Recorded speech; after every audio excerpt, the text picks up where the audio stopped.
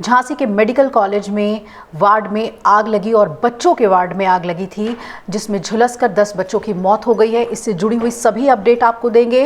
Deputy CM Brajesh Pathak मौके पर पहुंच गए जायजा लेने के लिए। क्या कुछ कदम सरकार उठा रही है इस मामले को गंभीरता से लेते हुए, इससे जुड़ी हुई सभी जानकारी आपको देंगे।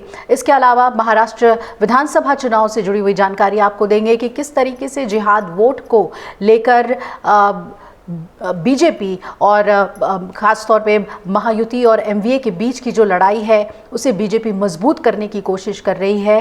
देवेंद्र फडणवीस ने क्या कुछ कहा है एमवीए को लेकर, इससे जुड़ी हुई जानकारी आपको देंगे। और वहीं बैक चेकिंग को लेकर महाराष्ट्र की राजनीति आगे तो बढ़ गई है।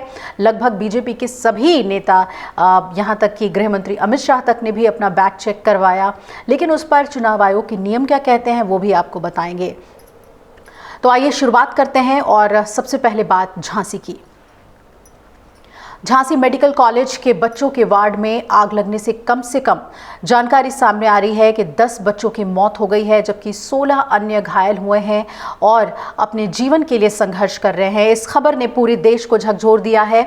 जिला अधिकारी अविनाश कुमार ने जानकारी दी है कि महारानी लक्ष्मीबाई मेडिकल कॉलेज के नवजात गहन देखभाल इकाई यानी कि NICU में शुक्रवार रात को करीब 10:45 पर आग लगी वहां पर, और बताया जा रहा है कि बिजली के शॉर्ट सर्किट की वजह से ये आग लगी है।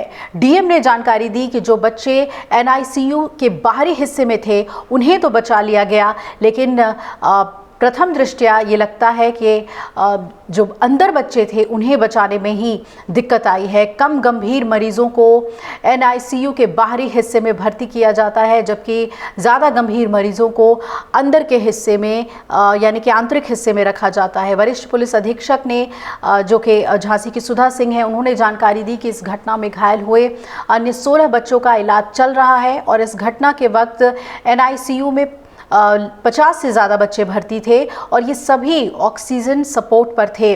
झांसी पुलिस ने सोशल मीडिया पर एक संक्षिप्त बयान में कहा है कि फायर ब्रिगेड को घटनास्थल पर भेजा गया, जबकि जिले के वरिष्ठ अधिकारी भी मेडिकल कॉलेज पहुंच गए और निकटवर्ती महोबा जिले के रहने वाले एक दंपत्ति को अपने नवजात बच्चे की मृत्यु का सदमा लगा है। मां ने जब पत्रकारों से बात किया तो उसने बताया कि बच्चे का जन्म 13 नवंबर को हुआ था। सुबह 8 बजे गमगीन मां ने बताया कि बच्चा आग में जान गंवा चुका है। मेडिकल कॉलेज के कथित दृश्यों से घबराए हुए मरीजों और उनके तीमारदारों को बाहर निकलते हुए जब देखा गया तो लोगों के होश उड़ गए, जबकि कई पुलिसकर्मियों ने बचाव और राहत उपायों में सहायता की। आपको बता दें कि शनिवार तड़के ASP सुधा सिंह ने पत्रकारों से ये जानकारी साझा की है कि 16 घायल बच्चे हैं, आग में झुलसे हुए बच्चे हैं जिनका इलाज चल रहा है। उनकी जान बचाने की पूरी कोशिश की जा रही है। उनके लिए जो भी चिकित्सा सुविधाओं की ज़रूरत है उन सभी को उपलब्ध कराया गया है। डॉक्टर्स उपलब्ध हैं। नवजात शिशु गहन चिकित्सा कक्ष में आग से बचाव के लिए जो सेफ्टी अलार्म लगाए गए थे, लेकिन जो प्रत्यक्षदर्शियों का कहना है कि आग लगने पर सेफ्टी अलार्म बजा ही नहीं। धुआं फैलने के बाद चारों ओर चीख पुकार मच गई थी और अगर सेफ्टी अलार्म समय पर बज गया होता तो शायद बचाव कार्य और जल्दी शुरू हो सकता था। नवजात शिशु गहन चिकित्सा कक्ष में लगी आग चंद मिनट में फैलकर दरवाजे तक पहुंच गई थी और ये भी एक बड़ी वजह रही कि भीतर जाने का रास्ता ही नहीं मिल रहा था। दमकल कर्मियों ने पीछे के रास्ते से अंदर जाने की कोशिश की, तब कामयाब नहीं हुए।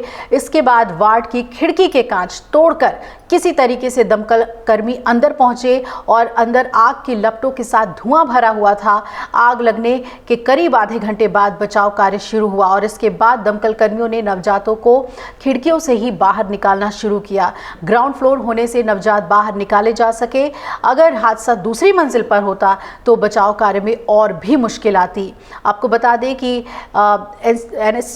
NCU वार्ड में जो 2 यूनिट है, एक यूनिट अंदर और दूसरी बाहर की तरफ था, जबकि पहले जो नवजात बच्चे बाहर की ओर थे उन्हें बाहर निकाला गया। अंदर की तरफ जो बच्चे थे वो काफ़ी झुलस गए। यहाँ पर भर्ती बच्चों को बचाया नहीं जा सका।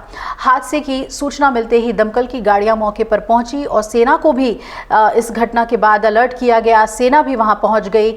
दमकल की गाड़ियाँ और सेना के जवान साथ मिलकर आग बुझाने में जुटे। 10 नवजातों की मौत अस्पताल परिसर में जब हुई तो वहां कोहराम मच गया। नवजातों के माता पिता भी अपने नवजातों को बचाने की गुहार लगाने लगे।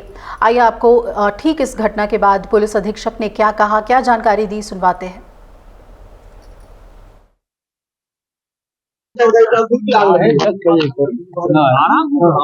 लगी है तो तुरंत हम लोगों ने अपनी दोनों गाड़ियां, दो बड़ी और एक छोटी गाड़ियां यहाँ के लिए परेशान है।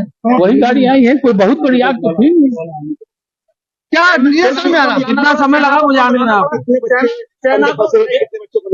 आपने कितने बच्चों को रेस्क्यू किया? रेस्क्यू डॉक्टरों ने किया। हम लोग आए तो डॉक्टर रेस्क्यू कर रहे थे, तो धुआं भरा था। सेना कहाँ आई?